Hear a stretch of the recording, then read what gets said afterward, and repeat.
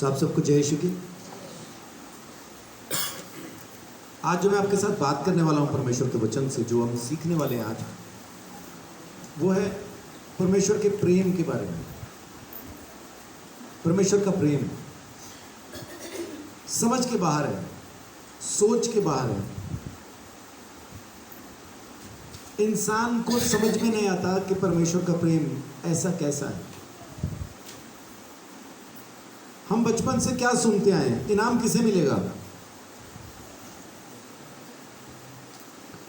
क्या सुनते आ रहे बचपन से? इनाम किसको मिलेगा और सजा किसको मिलेगी?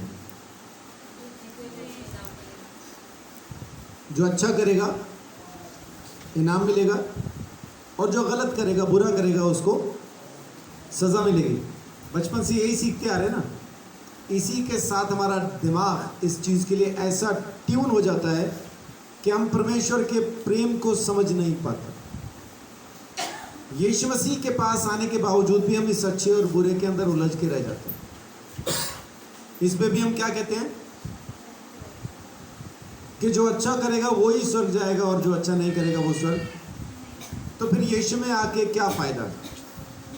ये चीजें तो हर जगह हैं। फिर अच्छा करेंगे तो अच्छा हो जाएगा, बुरा करेंगे तो बुरा हो जाएगा।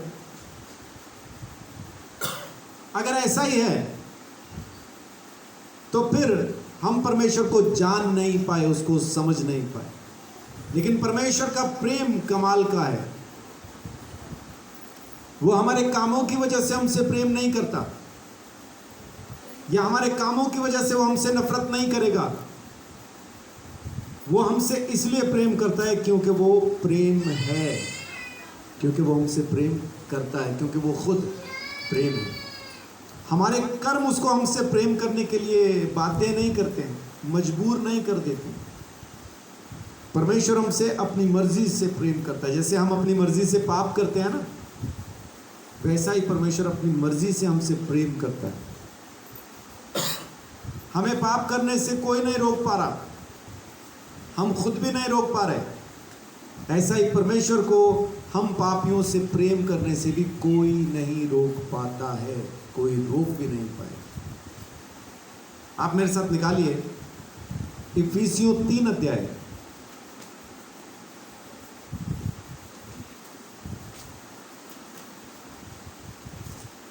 इफिसियों 3 उसका 16 से लेके आप 20 तक पढ़िए। कि वह अपनी महिमा के धन के अनुसार तुम्हें यह दान दे कि तुम उसके आत्मा से अपने भीतरी मनुष्यत्व में सामर्थ पाकर बलवंत होते जाओ, और प्रेम के द्वारा मसीह तुम्हारे हृदय में बसे, कि तुम प्रेम में जड़ पकड़कर और नेव डालकर सब पवित्र लोगों के साथ भली भांति समझने की शक्ति पाओ कि उसकी चौड़ाई और लंबाई और ऊंचाई और गहराई कितनी है। किस चीज की? किसकी ऊंचाई, लंबाई, चौड़ाई? किसकी? कौन से प्रेम की? कौन सा प्रेम? जो हम मनुष्यों से कर रहे हैं वो, या वो जो परमेश्वर ने हमसे किया? परमेश्वर ने जो हमसे किया। ये मनुष्य के प्रेम की बात नहीं हो रही यहाँ पे अगर कहा जाए कि प्रेम में जड़ पकड़ते जाओ, तो इसका मतलब ये नहीं कि हम दूसरों से प्रेम करेंगे तब ये चीजें काम करेंगी। यहाँ वचन क्या कह रहा है कि उस प्रेम में जड़ पकड़ो जो परमेश्वर ने तुमसे किया। जो प्रेम परमेश्वर ने हमसे किया है, उस प्रेम में जड़ पकड़ने की बात हो रही है यहाँ पे। उस प्रेम में जड़ पकड़ते जाओ और पवित्र लोगों के साथ उस समझ में बढ़ते जाओ जो परमेश्वर के प्रेम की समझ है। परमेश्वर का प्रेम कितना लंबा चौड़ा, कितना गहरा, कितना ऊंचा है, उसमें बढ़ते जाओ, उसमें बढ़ते जाओ। आगे पढ़िए क्या लिखा है। और मसीह के उस प्रेम को जान सको जो ज्ञान से परे है, कि तुम परमेश्वर की सारी भरपूरी तक परिपूर्ण हो जाओ। क्या लिखा है यहाँ पे? 19 आयत में क्या लिखा है? और मसीह के उस प्रेम को जान सको जो ज्ञान से परे है, कि तुम परमेश्वर की सारी भरपूरी तक परिपूर्ण हो जाओ। आमीन। हमें क्या चाहिए अपने अंदर? आत्मा की भरपूरी, उस सामर्थ की भरपूरी, वही चाहिए हमें। कैसे होगी? वचन में अभी अभी आपने पढ़ा, कैसे होगी? जब हम प्रभु यीशु मसीह के उस प्रेम में जड़ पकड़ते जाएंगे, जब परमेश्वर के प्रेम में जड़ पकड़ते जाएंगे, और जब वो प्रेम आपके अंदर आता है ना, तो फिर आपके अंदर सबके लिए प्रेम आ जाता है, सबके लिए। आपको कोई बुरा, कोई खराब लगता ही नहीं। आप फिर उन लोगों की भी मदद करते हैं जो आपका नाजायज फायदा उठा रहे हैं। आप उनकी भी मदद करते हैं जो आपका मजाक उड़ाते हैं। आप उनकी भी मदद कर रहे हैं जो आपको मूर्ख समझ के आपको लूट रहे हैं। आप उनकी भी मदद करते हैं। आप उनसे भी प्रेम करना शुरू कर देते हैं जो बिल्कुल प्रेम के लायक नहीं। और ये कब होता है? जब परमेश्वर का प्रेम आपके अंदर आए। और परमेश्वर का प्रेम कब आएगा? जब हम उसके प्रेम को समझ पाएंगे। अभी तक परमेश्वर के प्रेम की समझ हमारे अंदर क्या है? परमेश्वर दंड देगा, उल्टा टांग देगा। मंगलवार को खाया अंडा, ले डंडा, दे डंडा, ले डंडा। यही समझ रहे हैं, ऐसा ही समझ रहे हैं ना? यही समझ रहे हैं।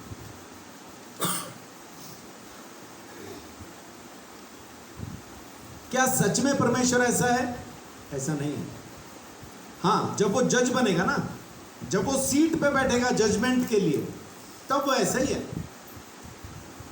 फिर उसने जो कहा है उसके हिसाब से ही जजमेंट करेगा। तो फिर बचेंगे कैसे? प्रेम की वजह से। प्रेम की, क्योंकि सीट पे बैठने से पहले उसने प्रेम की वजह से हमें उस कचहरी में से आजाद कर दिया। इससे पहले कि वो जज बन के बैठे, उसने पहले हमारे सारे केस खत्म कर दिए। तो क्या उसने रिश्वत खा के हमारी फाइलें छुपा ली हैं? नहीं, पक्षपात नहीं करता। जो कोई भी उसके पास आए, उसके सारे दंड माफ करने के लिए वो आज भी तैयार है। तो किया कैसे? हमें बचाने के लिए उसने अपने इकलौते बेटे को, प्रभु यीशु मसीह को हमारी जगह पे मुजरिम बनाया, पाप ठहराया और दंड भी दिया। सूली पे चढ़ा के उसको खत्म भी कर दिया। सजाए मौत। पाप की मजदूरी क्या है? पाप की सजा क्या है? पाप की सजा है मौत। पाप की मजदूरी मृत्यु है। कहां लिखा है? रोमियो में कौन से अध्याय में? 6 का 23। सही, 6 का 23 में लिखा है कि पाप की मजदूरी तो मृत्यु है। लेकिन इतना ही याद है हमें, आगे क्या लिखा है उसमें? आमीन। क्या लिखा है आगे? पाप की मजदूरी तो मृत्यु है, परंतु परमेश्वर का वरदान मसीह यीशु में अनंत जीवन है। एक ही लाइन के अंदर, एक ही आयत में ये दोनों बातें लिखी। तो यहां 19 आयत के अंदर हमने क्या पढ़ा? कि सारी भरपूरी तक परिपूर्ण हो जाओ। परिपूर्ण का मतलब क्या है? पूरे हो जाओ, सिद्ध हो जाओ, पूरी तरह से भर जाओ। किस चीज में? परमेश्वर की सामर्थ में, परमेश्वर के प्रेम में, परमेश्वर के अनुग्रह में। परमेश्वर ने जिस भी काम के लिए आपको भेजा और जिस काम के लिए उसने आपको तैयार करके, यानी जो कुछ भी ताकत उसने आपको उस काम को करने के लिए दी है, उस ताकत में परिपूर्ण हो जाओ। और कब होंगे? जब हम मसीह यीशु के उस प्रेम में, क्या लिखा है? और मसीह के उस प्रेम को जान सको जो ज्ञान से परे है, कि तुम परमेश्वर की सारी भरपूरी तक परिपूर्ण हो जाओ। उसकी सारी भरपूरी तक परिपूर्ण होना है। और परमेश्वर हमें सच में भर देगा। कब? जब हम उसके प्रेम को समझ पाएंगे। देखिए, आज पढ़िए 20 आयत, शायद समझ में आए। अब जो ऐसा सामर्थी है कि हमारी विनती और समझ से कहीं अधिक काम कर सकता है, उस सामर्थ के अनुसार जो हम में कार्य करता है। क्या लिखा है? 20 आयत के अंदर एक कमाल की चीज लिखी है कि अब जो ऐसा सामर्थी है कि हमारी विनती और समझ से कहीं अधिक काम कर सकता है। कौन? किसकी बात हो रही है अभी? हाँ जी, मसीह की या उसके प्रेम की? बात किसकी चल रही है? प्रेम की बात चल रही है। प्रेम को जानो, प्रेम को समझो, उसकी ऊंचाई, लंबाई, गहराई, चौड़ाई, उसको समझो। और ऊपर की आयत को जोड़ के अगर पढ़ें, और मसीह के उस प्रेम को जान सको जो ज्ञान से परे है कि तुम परमेश्वर की सारी भरपूरी तक परिपूर्ण हो जाओ। अब जो ऐसा सामर्थ्य है कि हमारी विनती और समझ से कहीं अधिक काम कर सकता है, उस सामर्थ्य के अनुसार जो हम में कार्य करता है। हमारे अंदर जब परमेश्वर का प्रेम काम करना शुरू करेगा, तब हम जो चाहें सो हो जाएगा। आमीन। जो चाहें सो हो जाएगा। लेकिन कब? जब परमेश्वर के प्रेम को समझ पाएंगे, जब परमेश्वर के प्रेम को अपने अंदर महसूस कर पाएंगे, जब परमेश्वर का प्रेम हमारे अंदर काम करेगा, तब। अब देखते हैं कि परमेश्वर ने अपने प्रेम से हमारे लिए क्या किया है। यूहन्ना 3:16 किसको याद नहीं है? और परमेश्वर ने जगत से ऐसा प्रेम किया, अपना इकलौता पुत्र दे दिया। क्यों दे दिया पुत्र? ताकि जो कोई उस पे विश्वास करे वह नाश ना हो, परंतु दिया क्यों? कोई भी नाश ना हो। क्योंकि प्रेम किया। परमेश्वर ने जगत से ऐसा प्रेम किया कि अपना इकलौता पुत्र दे दिया। प्रेम की वजह से बेटा दिया है। परमेश्वर ने जगत से प्रेम किया। और जगत में कौन आते हैं? और सारे में कौन आते हैं? जितने जमीन के ऊपर लुच्चे जी रहे हैं, जितने खराब लोग हैं, जितने पापी हैं, सब आते हैं।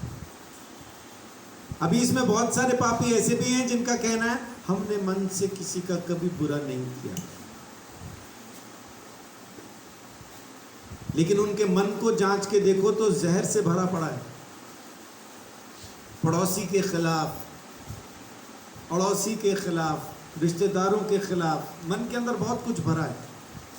वो तो मौका मिलता है तो निकलता है, फिर थोड़ा गुस्सा दिलाओ तो निकल आएगा, है ना। जरा सा रखो पूंछ पे पांव, जहर बाहर। सांप कब डसता है? जब उसके ऊपर कोई वजन आए, जब उसके ऊपर कोई दबाव आए, जब उसको ये लगे कि अब मुझे मार देंगे, तब वो डस लेता है वापस। तो हमारे अंदर का जहर कब निकलता है?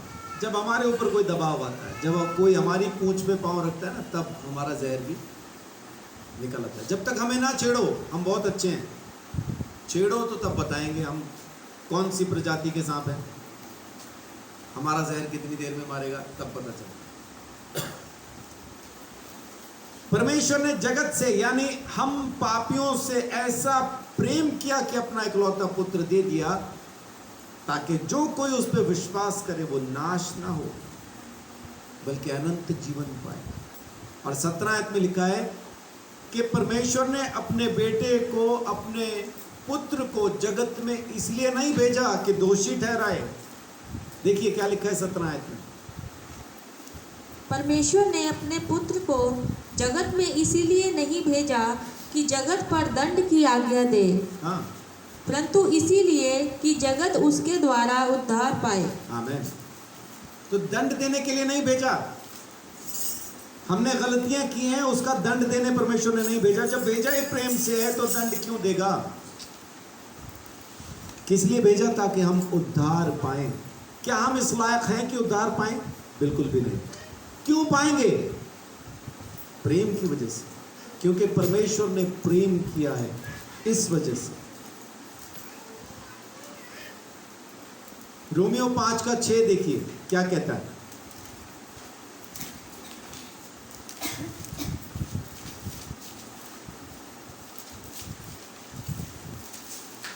क्योंकि जब हम निर्बल ही थे तो मसीह ठीक समय पर भक्तिहीनों के लिए मरा। किन के लिए मरा? वहां लिखा होगा धर्मियों के लिए मरा। हाँ जी, ये तो बाइबल खराब है हम लोग की, एक तो पता नहीं कहाँ से प्रिंट करवा ली इन्होंने। उसमें लिखा होगा आज्ञा मानने वालों के लिए मरा, नहीं लिखा। देखो किसी दूसरी बाइबल में लिखा होगा जो उसकी आज्ञाओं पे चलते थे उनके लिए मरा, उनके लिए नहीं मरा। किन के लिए मरा? भक्तिहीनों के लिए मर गया। ये कैसा परमेश्वर है? आज्ञाकारियों के लिए मरना तो चलो फिर भी अच्छी बात है, भक्तिहीनों के लिए कौन मरता है? मरता है कोई? प्रभु का धन्यवाद कि मुझ जैसे भक्तिहीन के लिए वो मरा, नहीं तो मैं मरा। अगर वो मेरे लिए ना मरता तो फिर मैं मरता। आग की उस झील में जो कि दूसरी मौत है, 7वें आयत में क्या लिखा है? किसी धर्मी जन के लिए कोई मरे यह तो दुर्लभ है। क्या लिखा है? किसी धर्मी के लिए कोई मरे ये भी दुर्लभ है। दुर्लभ का मतलब क्या? मुश्किल से मिलने वाली कोई चीज, दुर्लभ, मुश्किल से हासिल होने वाली कोई चीज, ये भी दुर्लभ है कि कोई किसी धर्मी के लिए मरे। जी 8 भी पढ़ दीजिए साथ में। परंतु हो सकता है किसी भले मनुष्य के लिए कोई मरने का भी साहस करे। हाँ, परंतु परमेश्वर हम पर अपने प्रेम की भलाई इस रीति से प्रकट करता है कि जब हम पापी ही थे तभी मसीह हमारे लिए मरा। आमीन। हो सकता है किसी भले आदमी के लिए कोई कोशिश भी करे कि चल यार ये अच्छा आदमी है, इसके लिए मैं जान दे देता हूं, इसको बचा लेता हूं। लेकिन बाइबल क्या कहती है? जब हम पापी ही थे तब यीशु मसीह अपने प्रेम की भलाई, वो परमेश्वर अपने प्रेम की भलाई इस रीति से हमारे ऊपर प्रकट करता है कि जब हम पापी ही थे तब वो हमारे लिए मरा। तो ये उसका प्रेम है, उसके प्रेम को समझिए। हम आज भी किसको अच्छा समझते हैं? जो अच्छा है उसको अच्छा समझते हैं, और जो बुरा है, जिसके बारे में हमको लगता है कि ये बुरा है, ये खराब आदमी है, ये अच्छा आदमी नहीं है, उसके लिए हमारे मन के अंदर कोई प्रेम नहीं, कोई प्रेम नहीं। जब तक परमेश्वर का प्रेम हमारे अंदर नहीं आएगा तब तक परमेश्वर भी वहां पे नहीं आएगा, क्योंकि परमेश्वर क्या है? प्रेम। परमेश्वर प्रेम है। अगर मैं कहूं कि मुझ में परमेश्वर वास करता है तो इसका मतलब क्या है? कि परमेश्वर का प्रेम यानी स्वयं प्रेम मुझ में वास करता है। और अगर प्रेम मेरे अंदर वास करता है तो मेरे अंदर नफरत कहां रह जाएगी? और किसके लिए रह जाएगी वो बताएं? क्योंकि जो प्रेम परमेश्वर का है वो तो है ही पापियों के लिए।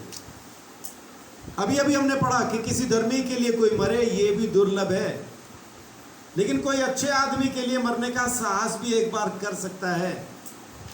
लेकिन परमेश्वर अपने प्रेम की भलाई हम पे इस रीति से प्रकट करता है कि जब हम पापी ही थे तब वो हमारे लिए मरा।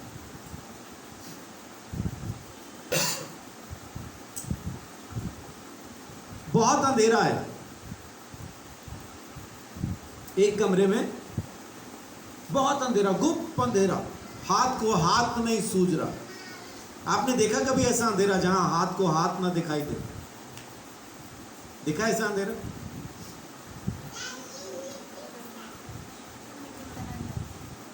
ऐसा अंधेरा आपको वहां मिलेगा जहां पे रोशनदान खिड़कियां ना ही हो, कोई बेसमेंट हो और वहां पे भी लाइट ना हो।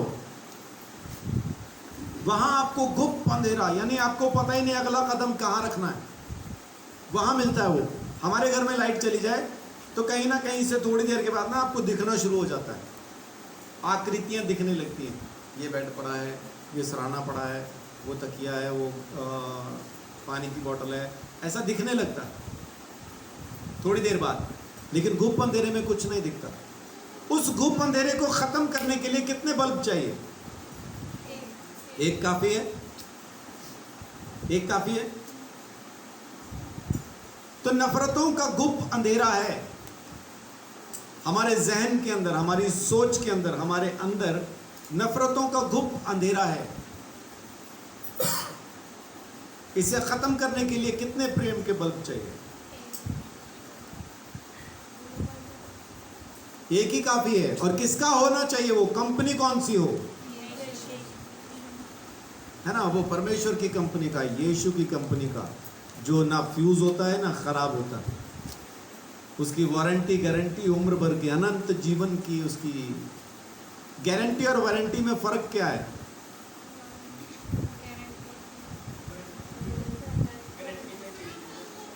अच्छा, ये हमारा सोचना है।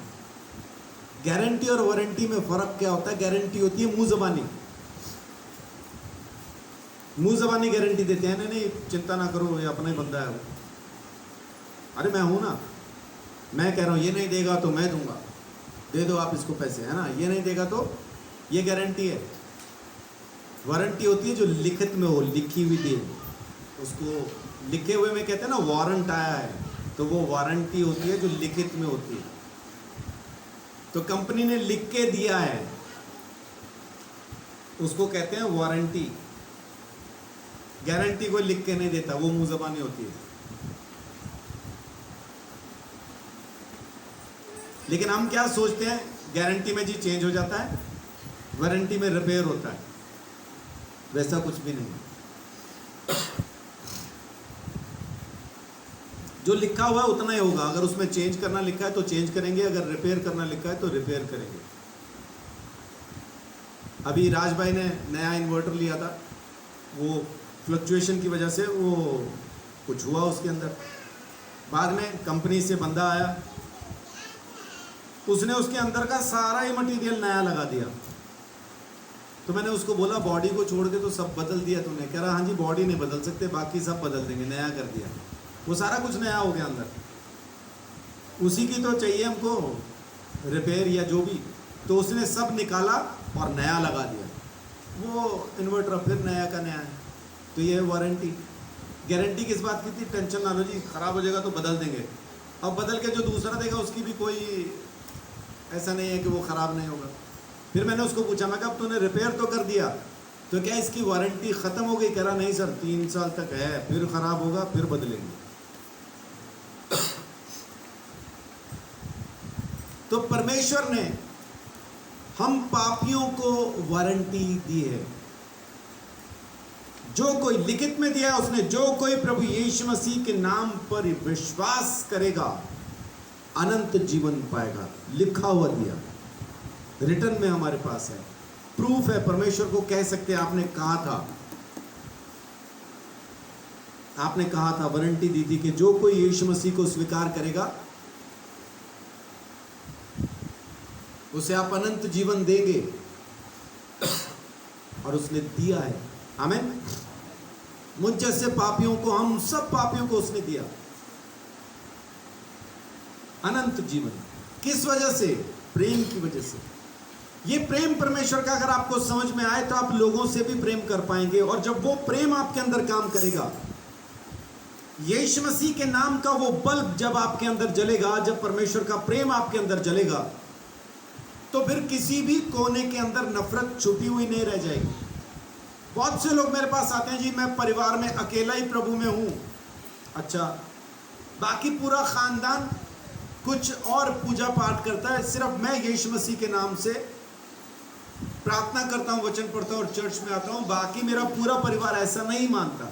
ओके, तो मैं अकेला हूं, वो परिवार में 6 जन हैं। अच्छा, क्योंकि वो 6 जन पूजा पाठ कर रहे हैं तो इस वजह से उनका असर मुझ पे आता है। क्या ये सच है? क्या मोमबत्ती ये शिकायत कर सकती है मैं तो अकेली चल रही हूं, कमरे के अंधेरे ने मुझे भी अंधेरा कर दिया? बुझी भी मोमबत्ती कह सकती है मैं अंधेरे में हूं। अगर विश्वासी भी बुझा हुआ है तो फिर तो अंधेरे में ही है। लेकिन अगर मोमबत्ती जल रही है तो फिर अंधेरा उसके ऊपर काबिज नहीं हो सकता, अंधेरा उसको अपने काबू में नहीं ले सकता। उस मोमबत्ती को गहरे से गहरे अंधेरे में ले जाओ, रोशन करती चली जाएगी। लेकिन हम इस बात को समझ नहीं पाते। इसी बात को लेके हम अपने पूरे खानदान के खिलाफ हो जाते हैं। उनसे प्रेम करना है, खिलाफ नहीं होना उनका। उनसे प्रेम कीजिए, रोशनी दिखाइए, एक दिन उनको भी दिखने लगेगा। आमीन। वचन साफ कहता है कि परमेश्वर प्रभु यीशु मसीह हमारे लिए जमीन पे आया ताकि हमें दंड से, दोष से आजाद कर दे। और किस वजह से? परमेश्वर के प्रेम की वजह से।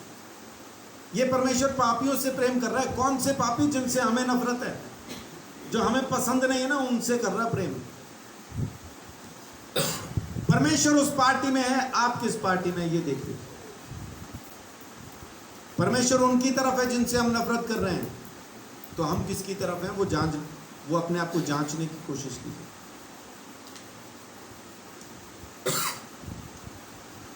प्रेम इसमें नहीं है कि हमने उससे प्रेम किया।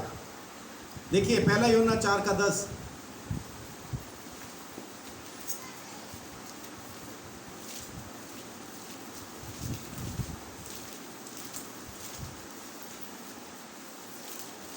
प्रेम इसमें नहीं कि हमने परमेश्वर से प्रेम किया जी, पर इसमें है कि उसने हमसे प्रेम किया और हमारे पापों के प्रायश्चित के लिए अपने पुत्र को भेजा। आमेन। ये है परमेश्वर का प्रेम। प्रेम इसमें नहीं कि हमने परमेश्वर से प्रेम किया, बल्कि प्रेम इस बात में है कि परमेश्वर ने हम पापियों से प्रेम किया और अपने इकलौते पुत्र को हमारे प्रायश्चित के लिए, हमारे पापों के प्रायश्चित के लिए भेज दिया। पाप किसने किया? मैंने। दंड किसको मिलना चाहिए? मुझे। प्रायश्चित किसे करना चाहिए? मुझे। लेकिन यह आयत क्या बता रही है? परमेश्वर ने अपने बेटे को किस लिए भेज दिया? हमारे पापों के प्रायश्चित के लिए। क्या करे वो आके? लिखा है हमारे पापों के प्रायश्चित के लिए अपने पुत्र को भेजा। अब मेरे पापों का प्रायश्चित किसने किया? यीशु मसीह ने। फिर कुछ बाकी रह गया क्या? लोग क्या कहते हैं? नहीं, तुम मन से प्रायश्चित नहीं किया, दोबारा कर। यानी यीशु मसीह दोबारा आएगा तब फिर वो मेरे लिए दोबारा से प्रायश्चित करेगा, क्योंकि पहले वाला पूरा नहीं हुआ। मेरे लिए पहली और आखिरी बार यीशु मसीह ने जो मेरे लिए प्रायश्चित किया, जो मेरे पापों के लिए वो मारा गया, गाड़ा गया, तीसरे दिन मुर्दों में से जी उठा, मेरे लिए काफी है। अब इसके बाद कोई दूसरा प्रायश्चित बचता भी नहीं। यीशु मसीह ने मेरा प्रायश्चित किया है, मैंने अपने पापों का प्रायश्चित नहीं किया। आप ईमानदारी से बताएं, अगर आप अपने पापों का प्रायश्चित करें, कितनी देर तक बगैर पाप के रहेंगे? आपने अभी प्रायश्चित किया, क्या टाइम हुआ अभी? 11:44 हो गए। चलो 45 पे, 11:45 पे आपने प्रायश्चित किया। कितने बजे तक बगैर पाप के रह पाएंगे?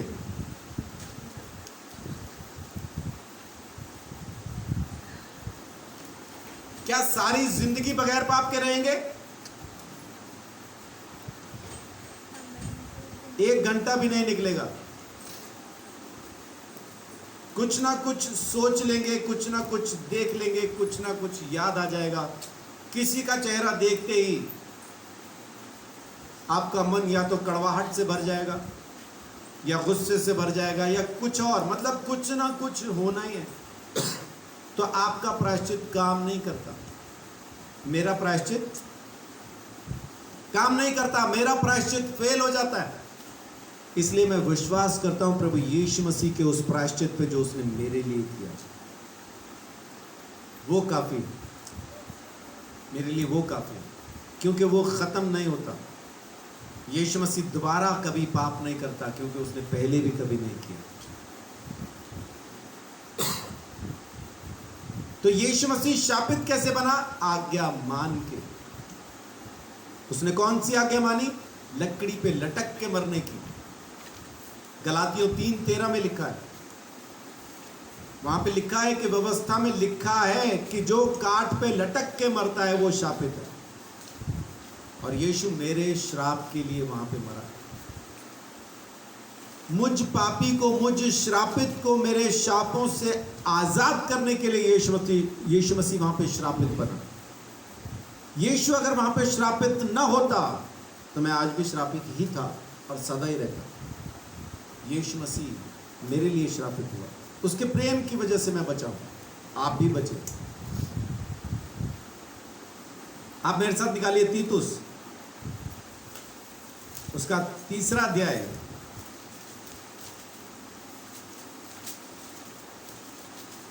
3 से लेके 5 तक पढ़ दीजिए।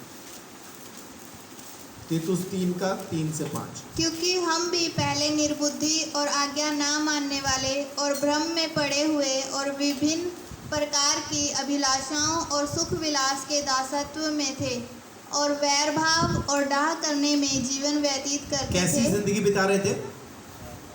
वैर भाव में और जलन में, डाह करने में, है ना। पहले हम कैसे थे? ये बहुत अच्छे से यहाँ पे इन आयतों के अंदर आपको मिलता है। पहले हम कैसे थे? हम भी पहले निर्बुद्धि थे, हमको पता नहीं था, हमें बुद्धि नहीं थी। और बुद्धि क्या है? परमेश्वर को जानना ही, परमेश्वर का भय मानना ही बुद्धि का आरंभ है। परमेश्वर को जानना ही समझ का आरंभ है। हम निर्बुद्धि थे, आज्ञा न मानने वाले, भ्रम में पड़े हुए। भ्रम किस चीज का? ये कर लेंगे तो उद्धार हो जाएगा, वो कर लेंगे तो उद्धार हो जाएगा। मैं आज आपको एक चीज बताता हूं।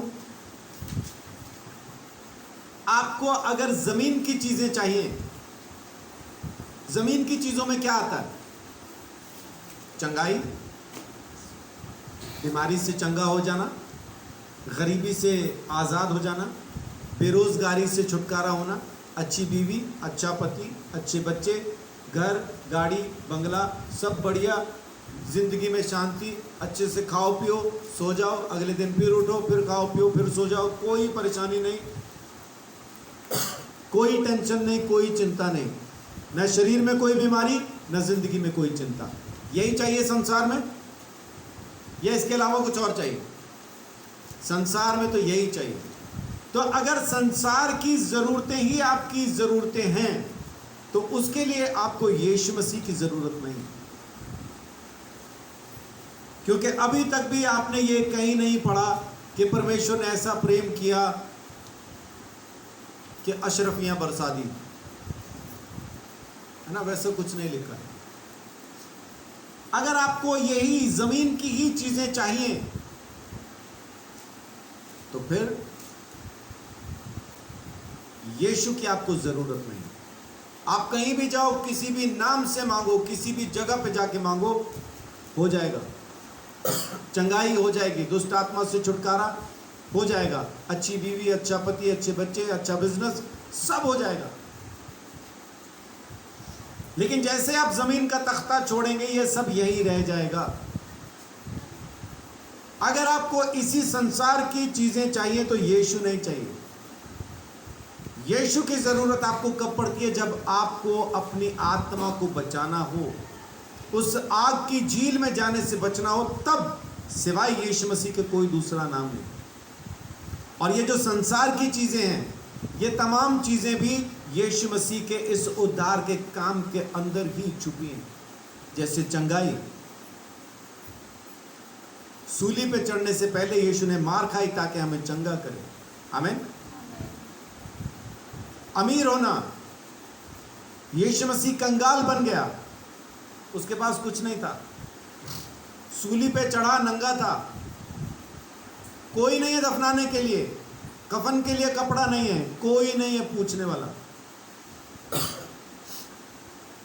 क्यों कंगाल बन गया? ताकि हम अमीर हो जाएं। उसकी कंगाली में हमारी अमीरी छुपी। और फिर मुर्दों में से जी उठने के बाद जो सामर्थ्य उसने हमें दी, सारी दुष्ट आत्माओं के ऊपर आज हमें अधिकार है कि हम उसको यीशु के नाम से निकाल सकते। और वचन में लिखा है कि जो जैसा बोएगा वो वैसा काटेगा भी। अगर आप परमेश्वर के सुसमाचार प्रचार के लिए अब उसमें जो कुछ भी आप दे रहे हैं, अगर उससे पास्टर का घर चल रहा है और ये सोचें कि ये तो घर चल रहा है, सुसमाचार तो कर नहीं रहा, क्योंकि घर चल रहा है इसलिए वो सुसमाचार सुना पाएगा। बहुत से लोगों ने दसवांश देना, ये जो YouTube पे देख रहे हैं खास तौर से उनके लिए मैं बोल रहा हूँ, क्योंकि अपने चर्च में ऐसा अभी तक कोई नहीं। बहुत से लोगों ने दसवांश देना और भेंट देना इसीलिए बंद कर दिया क्योंकि उनको लगने लगा कि ये तो पुराने नियम में लिखा है, नए नियम में ऐसा कुछ नहीं। नए नियम में और बढ़ के लिखा है, जो जितना बोएगा उतना ही काटेगा भी। जो जैसा बोएगा वैसा ही काटेगा भी। और बोने का कारण क्या है? कि बोने वाला इसलिए बोए ताकि सुसमाचार को महिमा, सुसमाचार की और तरक्की हो पाए, सुसमाचार प्रचार किया जा सके। 2 कुरिन्थियों 9 अध्याय कभी आराम से बैठ के पढ़ के देखें। उस तरह से आप अमीर भी हो जाते हैं और परमेश्वर आपकी जिंदगी में काम भी करता है। तो बाकी सब चीजें भी हैं, लेकिन अगर आपको चाहिए ही सिर्फ यही, उद्धार नहीं चाहिए, तो फिर आपको यीशु नहीं चाहिए, क्योंकि यीशु मसीह सिवाय उद्धार के और कुछ देने नहीं है। तो हम पहले कैसे जी रहे थे? निर्बुद्धि, भ्रम में पड़े हुए थे। भ्रम में, ये भ्रम है कि संसार की जरूरतें पूरी हो जाएं, वो किसने देखा है? भ्रम है। इसी भ्रम के अंदर शैतान ने डाल रखा है। लिखने वाले ने लिखा था, काल करे सो आज कर, आज करे सो अब, पल में प्रलय होएगी, बहुरी करेगा कब। लेकिन शैतान ने क्या बोला उद्धार के लिए? आज करे सो काल कर, काल करे सो परसों। इतनी जल्दी क्या पड़ी है जब जीना है बरसों। शैतान ने एक और भ्रम के अंदर हमको डाला हुआ है, इस जन्म में नहीं तो अगले जन्म में, अगले जन्म में नहीं तो अगले जन्म में, अगले जन्म में नहीं तो। शादियां भी 7-7 जन्म की होती है ना। और असल सत्य क्या है? यही पहला और आखिरी जन्म है, दूसरा है नहीं। इस तरह के भ्रम में जी रहे थे।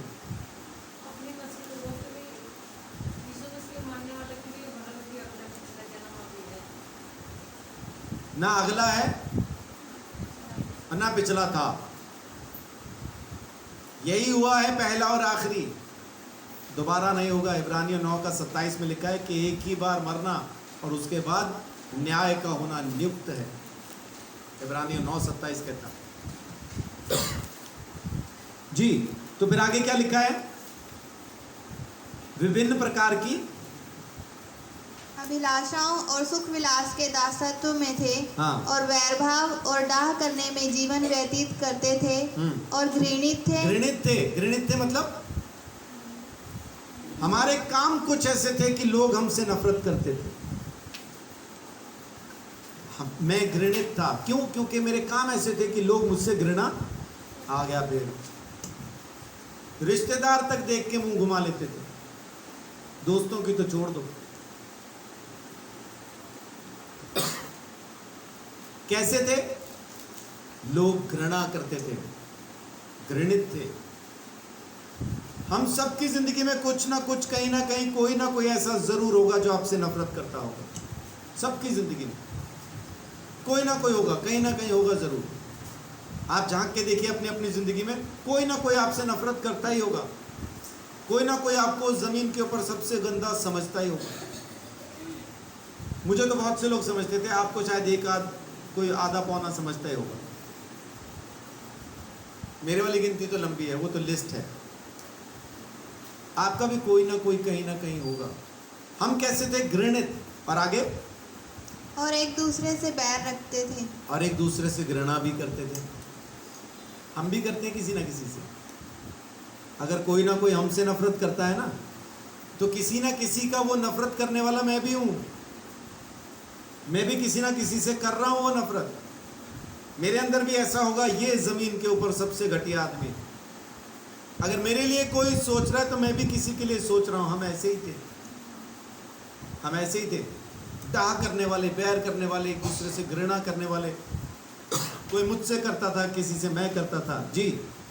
पर जब हमारे उद्धारकर्ता परमेश्वर की कृपा और मनुष्यों पर उसका प्रेम प्रकट हुआ। क्या हुआ? प्रेम प्रकट हुआ। किसका? हमारे उद्धारकर्ता परमेश्वर की कृपा और मनुष्यों पर उसका प्रेम प्रकट हुआ। तो क्या हुआ? तो उसने हमारा उद्धार किया। आमीन। और यह धर्म के कामों के कारण नहीं, हमारे कामों की वजह से नहीं है, हमारे धर्म के कामों की वजह से नहीं है। जी।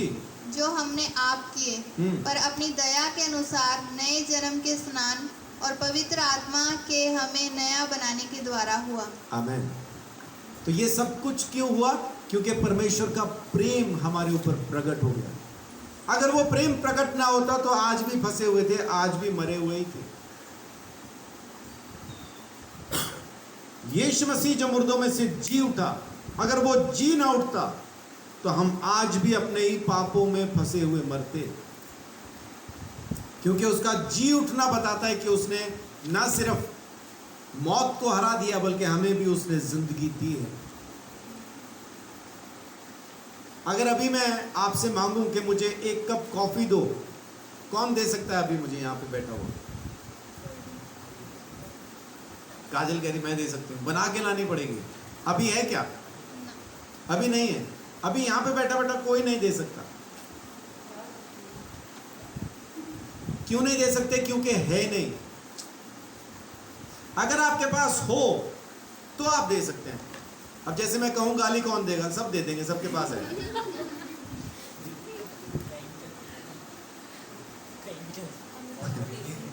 पप्पू कह रहा वो तो कहीं भी ले लेना।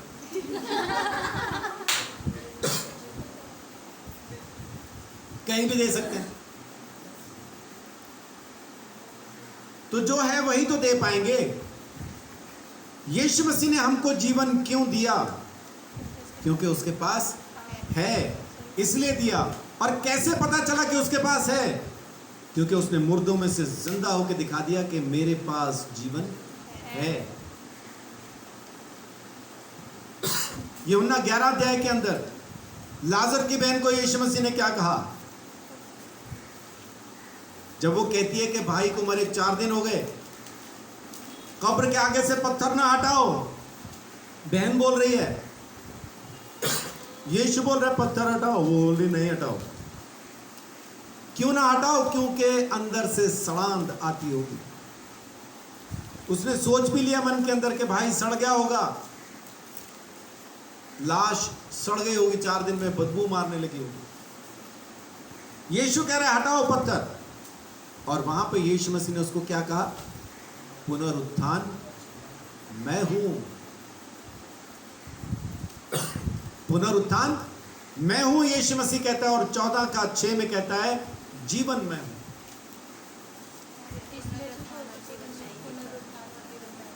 पुनरुत्थान और जीवन मैं ही हूं।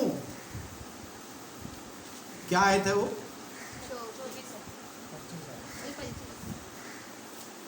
यूहन्ना 11:25। पुनरुत्थान और जीवन मैं ही हूं, यीशु मसीह कहता है। तो वो क्यों कह पा रहा है? क्योंकि वो है। और हमें क्यों दे पा रहा है वो? क्योंकि उसके पास है।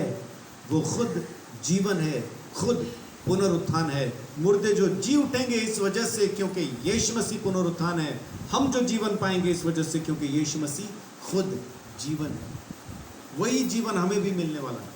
जैसा वो मुर्दों में से जी उठा, वैसा हम भी जी उठने वाले और परमेश्वर के घर में वास करने वाले। आमीन। सो परमेश्वर के प्रेम को समझिए। उसने कब प्रेम किया? जब हम पापी ही थे, गुनहगार थे, बुरे थे, गंदे थे, खराब थे। लोग हमसे नफरत करते थे, हम लोगों से नफरत करते थे। लोग हमसे बैर करते थे, हम लोगों से बैर करते थे। लोग हमसे जलते थे, हम लोगों से जलते थे। उस वक्त में यीशु मसीह का प्रेम, परमेश्वर का प्रेम और प्रभु यीशु मसीह का अनुग्रह इस तरह से हमारे ऊपर प्रकट हुआ कि वो हमारे लिए अपनी जान देने जमीन पे आ गया, प्रेम की वजह से। और ये प्रेम जब हमारे अंदर काम करेगा, आपकी सोच में जब प्रेम आएगा, किसके लिए? उनके लिए जिनके लिए गुस्सा भरा है। और उस गुस्से की जगह जब आपके अंदर प्रेम आ जाएगा, तब परमेश्वर आपकी जिंदगी में काम करेगा। परमेश्वर की उपस्थिति को सम्मान देना क्या है? परमेश्वर क्या है? वचन में साफ लिखा है कि परमेश्वर प्रेम है। पहला यूहन्ना 4 अध्याय, मेरा ख्याल उसकी 8वीं आयत है।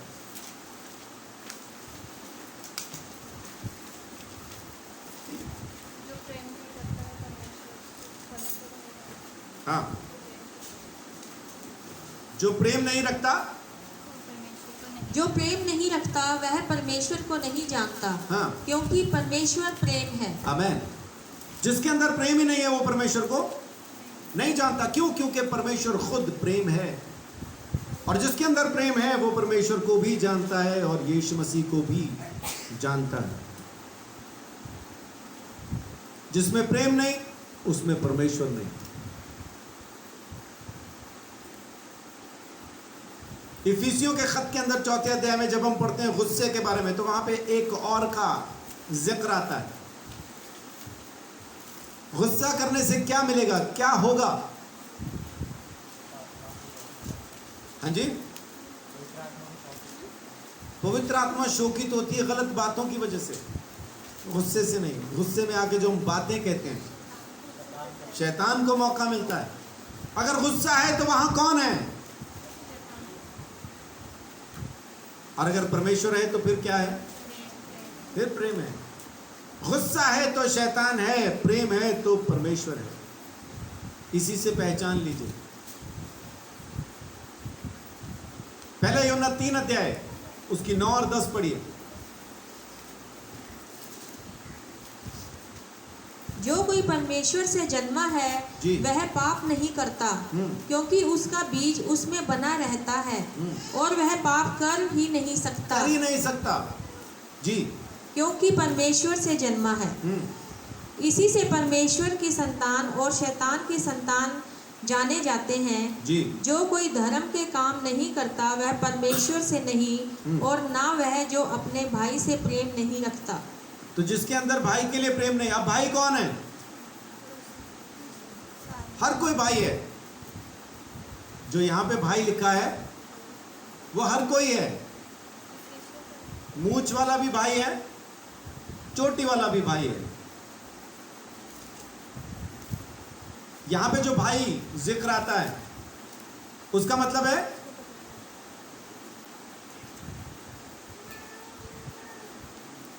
यहां पे भाई का मतलब क्या है कि पति के लिए पत्नी भाई है। इस वचन के मुताबिक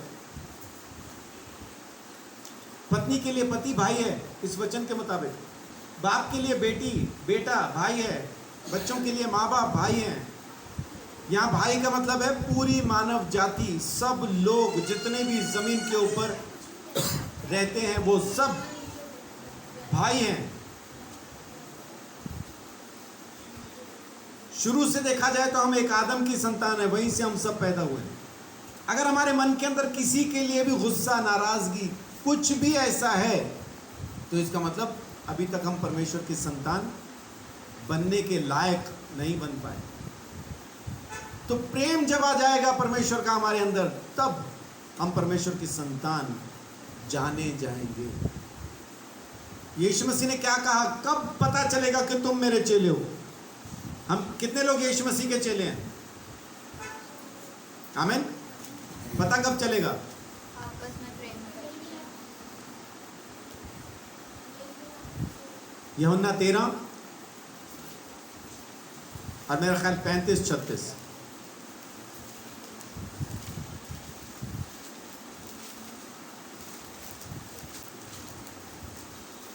यदि आपस में प्रेम रखोगे तो इसी से सब जानेंगे कि तुम मेरे चेले हो। 34 और 35 पढ़िए। मैं तुम्हें एक नई आज्ञा देता हूँ। नई आज्ञा दे रहा है। जी, कि एक दूसरे से प्रेम रखो। ये आज्ञा है, सलाह नहीं है ना। इसमें आप सामने से ये भी नहीं बता सकते उससे कैसे करें जी, वो तो हमसे करता नहीं, है ना। उसको कहे कैसे कहें IW, है ना, वो तो सामने से कहता नहीं है।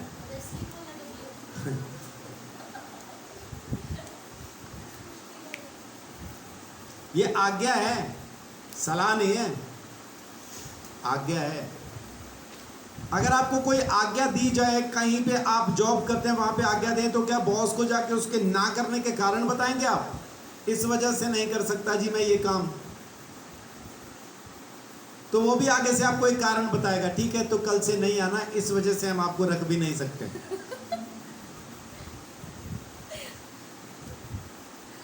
आप सामने से परमेश्वर को ये नहीं कह सकते कि हम तो कर रहे हैं जी प्रेम, वो नहीं कर रहे हैं। परमेश्वर उनको नहीं कह रहा है, परमेश्वर आपको कह रहा है।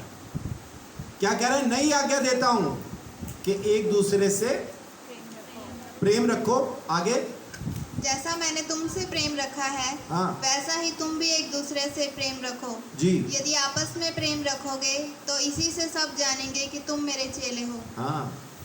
तो चेला कौन है? जिसके अंदर प्रेम है। जिसमें प्रेम नहीं वो चेला भी नहीं।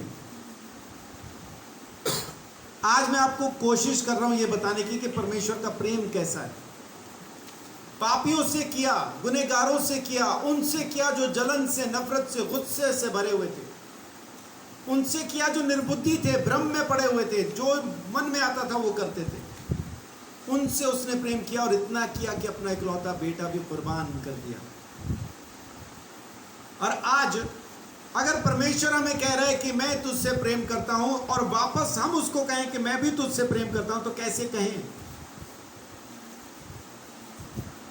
यही तरीका है। हम दो चीजें अगर करें कि आपस में प्रेम करें और परमेश्वर की आज्ञाओं को मानना शुरू करें, तब यह पक्का हो जाएगा कि हम भी उससे प्रेम करते हैं। यीशु मसीह ने हमारे लिए जान तो दे दी। क्या पवित्र आत्मा का सामर्थ्य, वो पवित्र आत्मा जो सबके ऊपर उतरता है, क्या वो भी सबके ऊपर उतार दिया? सबकी मदद के लिए पवित्र आत्मा जरूर है, ये स्वीकार कराने के लिए कि यीशु ही प्रभु है, लेकिन सबके ऊपर पवित्र आत्मा नहीं उतारा। यहां पे उसकी भी एक छोटी सी शर्त है। यहां वो जानना चाहता है, मैंने तो प्रेम किया, मैंने तो तुम्हारे लिए जान दे दी, क्या तुम भी मुझसे प्रेम करते हो? यीशु मसीह पूछ रहा है। यूहन्ना 14:15। यदि तुम मुझसे प्रेम रखते हो तो मेरी आज्ञाओं को मानोगे। यहाँ वो पूछ रहा है, डू यू लव मी? क्या तुम मुझसे प्रेम करते हो? हाँ कैसे बोलें? आज्ञा मान के। अगर आज्ञा मानते हैं तो हम यीशु मसीह से प्रेम करते हैं, आज्ञा नहीं मानते तो फिर हम उससे प्रेम भी नहीं करते, इंतजार कर रहा है। तो पवित्र आत्मा किन के लिए है? पवित्र आत्मा किन पर भेज दिया गया? प्रेरितों के काम 5:32।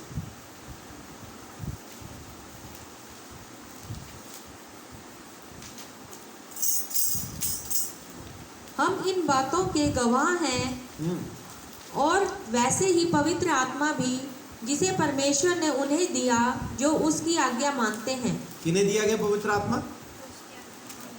आज्ञा मानने वाले। अब आज्ञा मानने वाले कौन है? जो परमेश्वर से भी प्रेम करते हैं। परमेश्वर तो उनसे प्रेम करता है। पवित्र आत्मा किन के लिए है? जो परमेश्वर से प्रेम करते हैं। और प्रेम करते कैसे पता चलेगा? जिनके अंदर प्रेम है। जो इंसान से प्रेम करता है वो परमेश्वर से भी कर पाएगा। यीशु मसीह ने क्या कहा?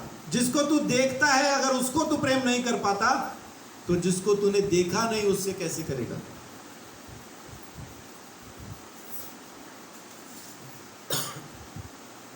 यूहन्ना 14:21 मैं आपके लिए पढ़ता हूं। जिसके पास मेरी आज्ञाएं हैं और वह उन्हें मानता है वही मुझसे प्रेम रखता है, और जो मुझसे प्रेम रखता है उससे मेरा पिता प्रेम रखेगा और मैं उससे प्रेम रखूंगा और अपने आप को उस पर प्रकट करूंगा। और 23 में लिखा है, यीशु ने उसको उत्तर दिया, यदि कोई मुझसे प्रेम रखेगा तो वह मेरे वचन को मानेगा और मेरा पिता उससे प्रेम रखेगा और हम उसके पास आएंगे और उसके साथ वास करेंगे। आमीन। तो ये यीशु मसीह ने लिख के दिया हुआ है, ये वारंटी कार्ड है अपने पास कि जो आज्ञा मानेगा पवित्र आत्मा पक्का। किसको चाहिए पवित्र आत्मा? किसको? अच्छे से बताइए हाथ, है ना। आधा दे दो, आधा नहीं मिले, वो पूरा चाहिए, है ना। मिलेगा कैसे? आज्ञा मानने से। उद्धार कैसे मिला? परमेश्वर के प्रेम की वजह से। उद्धार में हमने कुछ नहीं किया, बस परमेश्वर ने प्रेम किया, हमारे लिए अपना बेटा कुर्बान कर दिया और हमने इस बात का यकीन किया और हो गया। पवित्र आत्मा कैसे मिलेगा? अब हमें कुछ करना है। यह अनुग्रह से जुड़ा हुआ नहीं है, उसका वरदान है, उसका दान है कि उसने हमें दिया, लेकिन किसको दिया? आज्ञा मानने वाला। और ये आज्ञा मानने वाले कौन है? उद्धार पाने के बाद। पतरस और तमाम चेले यीशु मसीह के जी उठने के बाद यकीन नहीं कर रहे थे कि वो जी उठा। एक तो और था भाई हमारे जैसे, हमसे भी आगे था वो, तो उंगली डालूंगा, उंगली डालूंगा फिर देखूंगा वही है कि नहीं। छेद होगा, छेद भाई, छेद होगा भाई, तब मानूंगा, तब मानूंगा। और खाली हाथ में नहीं, पंजर में भी हाथ डालूंगा, भाला लगाता वहां तो मोटा वाला मोरा होगा, उसमें हाथ डालूंगा। और ऐसे लोगों को आके यीशु मसीह ने क्या कहा? जाओ जाके मेरा सुसमाचार लोगों को पहुंचाओ। हम भी वैसे ही हैं, वो भी ऐसे ही थे। 40 दिन तक यीशु मसीह उनको दिखता रहा और उसके बाद यीशु कह के गया, इंतजार करना, पवित्र आत्मा उतरेगा।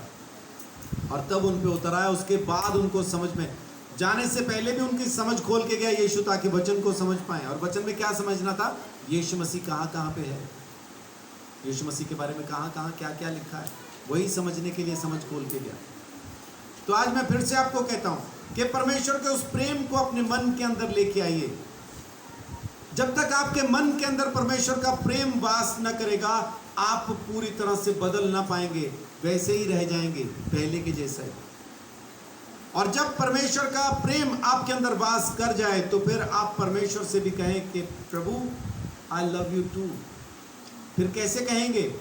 आज्ञा मान के। और जब आज्ञा मानना शुरू करेंगे, पवित्र आत्मा पक्का, गारंटी, यानी अपने पास वारंटी है, लिखित में हमारे पास है कि पवित्र आत्मा देगा। किनको? जो उसकी आज्ञाएं मानते हैं उनको जरूर देगा। आमीन। परमेश्वर आप सबको बहुत आशीष, बड़ी बरकत दे। मैंने अपनी तरफ से बड़ी कोशिश की है आज कि मैं आपको परमेश्वर का प्रेम समझा पाऊँ। पता नहीं समझा पाया कि नहीं, क्योंकि समझ के परे है। मेरे को खुद कई साल लग गए ये समझने के लिए कि परमेश्वर हर पापी से प्रेम करता है और हम हर पापी से नफरत करते हैं। अगर आपको ये यकीन ना हो कि आप पापी से नफरत करते हैं, तो जिसने आपके खिलाफ किया है उसको याद करके देखो। अगर किसी ने मेरे खिलाफ कोई पाप किया ना, तो उसको तो सब माफ कर देंगे क्योंकि मेरे खिलाफ है, और मुझे आके सलाह भी देंगे, कोई बात नहीं, माफ करो। प्रभु ने कहा, वचन में लिखा, निकाल के पढ़ाएंगे। और जब खुद के साथ होगा तो फिर तब मालूम क्या बोलेंगे? ये कोई माफ करने वाली गलती है? फर्स्ट ये आप बताओ, ये माफ करने लायक है क्या? उसको चाहिए था कि वो ये करे? नहीं चाहिए था। हाँ, तो फिर हम भी माफ नहीं करते। परमेश्वर का प्रेम, जैसे आज हमने शुरू किया था इफिसियों 3 अध्याय से, कि जब उसके प्रेम की ऊंचाई, लंबाई, गहराई, चौड़ाई को आप समझ जाएंगे, तब परमेश्वर का सामर्थ्य आपकी जिंदगी में परिपूर्णता के साथ काम करेगा। आमीन। प्रभु आप सबको बहुत आशीष, बड़ी बरकत दे।